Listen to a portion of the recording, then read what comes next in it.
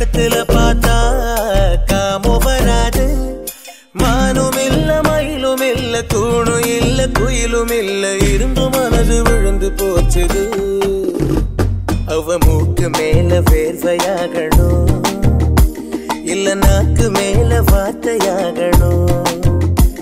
அவ மாற்றி கொடுத்தும் வாடையாகணும் இல்ல போத்தி படுக்கும் போர்வையாகணும்.